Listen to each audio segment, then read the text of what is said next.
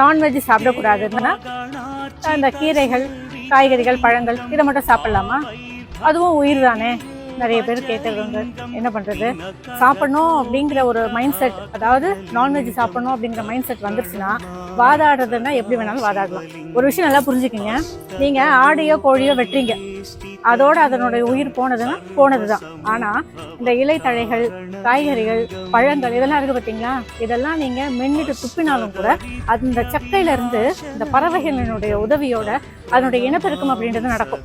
ஆனால் இந்த ஆடு, கோழி இதெல்லாம் இறந்தது தான், அதோட இனப்பெருக்கம் அதோட காலி இல்லையா?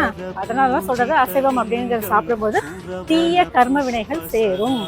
இப்போ இன்ஸ்டால நிறைய பேர் ஃபேமஸ் ஆகிறது ஒரு பெரிய வழக்கமா போயிட்டு இருக்கு. அந்த வகையில பாத்தீங்கன்னா தயாலு டிசைன்ஸ்னு ஒரு பொண்ணு இப்போ இன்ஸ்டால பயங்கர ஃபேமஸ் ஆயிட்டு வராங்க.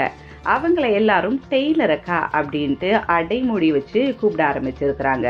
அவங்களோட அம்மா ஒரு ஆன்மீகவாதி. அவங்க இப்போ வெளியிட்டு இருக்க வீடியோ பெரும் சர்ச்சையாக்கி இருக்குது.